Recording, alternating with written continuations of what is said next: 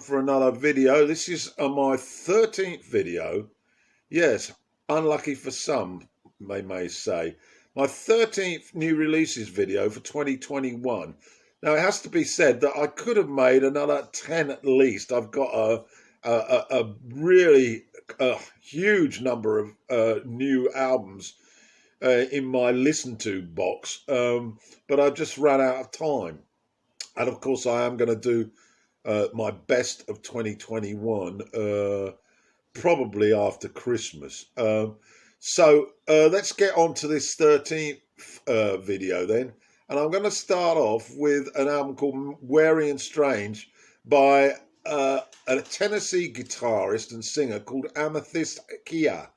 It's her third. She made a debut in 2013. She's famous for being a black artist who supports very strongly LGBTQ, and her music, well, it's rock, blues, folk, and you throw in some bluegrass and world and country into the mix. She's got a very wide palette of music taste and music delivery, and she was educated at university and did a music degree of sorts. But anyway, I gave this third album a listen, and I've listened to it a couple of times now. And I'm going to go through some of the tracks to give you a flavour of this hugely talented young woman.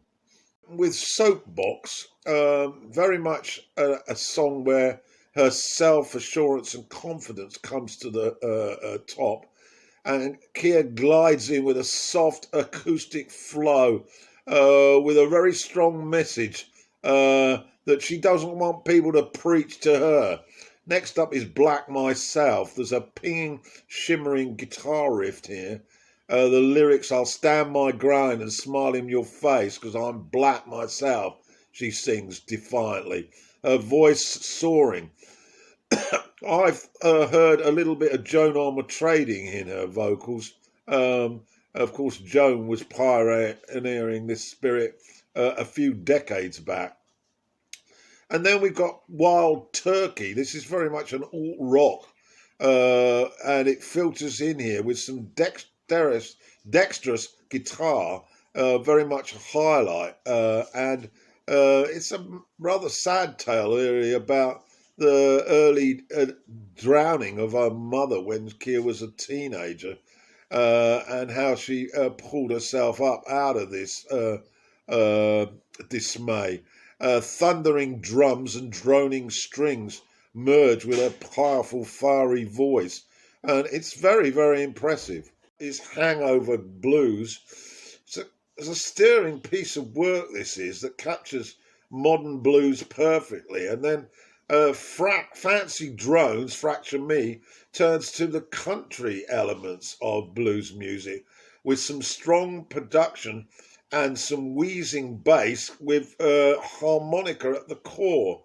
And then Firewater, a traditional blues sound with minimal arrangements, creates a very personal folk blues delivery. I won't go through them all, but just to give you a little flavour. I like this album, and I am impressed by the talent of this young woman. I suggest you give it a listen. What's it called again? Well, I'm going to go to it. It's called Wary and Strange, and it's by Amethyst Kia. Right, getting myself straight again. Next up, Which Way to Happy by a band called Penelope Isles, led by Jack and Lily Walter. This is their second offering, and it's described as shoegaze noise pop. I'm going to go through some of the tracks now, and I was well impressed with this one as well, you'll be surprised to know. Terrified starts us off with some lush acoustics that set us on our way, and then there's a sort of influence from The Cure that filters in, some strange chatter at the outro, and then on to Rocking at the Bottom, which has quite a presence. Jangly guitars with strings creates a mellow melody, and then Play It Cool, Classic soul-infused noise pop, this is described of, led by a wispy vocal. And then on to track 4, Iced Gems. Very dreamy soundscape here with some neat guitar solos knitting in with the harmonies. Miss Moon is track 6. I particularly like this one. It's got some jaunty female shoegaze style vocals, acoustic guitars, strings, and a twinkling keyboard before a cascading wall of sound arrives, including some deity-like vocals that synchronize beautifully. And then further towards the second side, 1111 is a ballad rooted mainly in acoustic guitar and strings. And the final track, In a Cage, reminds me of early 70s Pink Floyd, would you believe, with some psychedelic textures. I haven't covered all of the album, as you probably guessed, probably about half the tracks, albeit very briefly. But this one impressed me, and it will impress you as well. So get to listen to it. The title again for your perusal, Which Way to Happy by Penelope Isles. Path of the Clouds by Metal. She's been around for some time, but I'd never heard of her. Released her first album in 2004. She, in her early albums, apparently are described as haunting acoustic approaches to her gothic dream folk. She's been recording for 15 years, has had 7 official solo albums, and this is the 9th album in her catalogue. But she finally tips the balance from indie folk to rock, although there's still quite a bit of dreamy folk in here, and I'm going to go through the track list. This album, I have to say, it grows on you a little bit. It's not really my style, but I gave it a good listen, and I was starting to improve my listening to it, which always reflects the fact that I'm interested. Opens up with Bessie Did You Make It? Dreamy folk opener here, bathed in strings, with pinches of piano. Then we went on to the title track, The Path of the Clouds, and I do like this, a soft rock anthemic feel to it, a bit of a plodding rhythm that enables layers of instrumentation to build in the hazy atmosphere. And then we've got Couldn't Have Done the Killing. Marissa's voice dominates this wispy soft rock theme, and some nice guitar breaks, which drives the tempo. And then If I Could Breathe Underwater, another impressive number. It features one Mary Lattimore on harp here, alongside those sustained harmonics. The vocals are very breathy, and their lyrics actually highlight supernatural feats. I love the wow bass runs. And that was about it. Half of the album review briefly, but promising. It has to be said, promising. So that's my third offering, The Path of the Clouds by Marissa Nadil. My last offering then, this is the fourth, Northeast Corridor by Steely Dan. Described as the first Steely Dan live album in more than a quarter of a century. It also bears the distinction of being the first Steely Dan album since the death of Walter Becker in 2017. Fagan decided to carry on with Steely Dan, although he renamed the group the Steely Dan Band, so we could see a distinction between Becker and post-Becker. I don't know if that helps at all. But anyway, the Northeast Corridor documents this new phase, and there's 12 songs on it, and it was part of their East Coast tour in 2018. There's a very much a polish and a punch in this offering, and things are indeed a little different.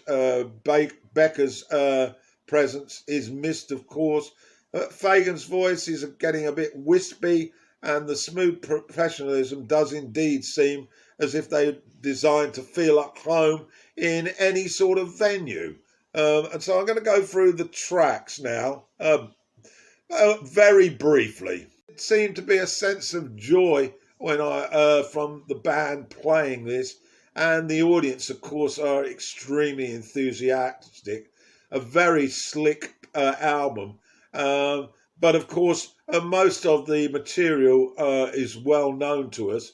Um, there was a splattering of songs from the variety of albums. Aja, I think, had three offerings: Peg, Aja, and Black Cow.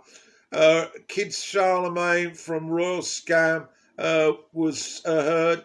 We had Bodhisattva from Countdown to Ecstasy, and Any Major Dude from Pretzel Logic, and Ricky, Don't Lose That Number, also from Pretzel Logic, and of course Reeling in the Years from their debut, Can't Buy a Thrill.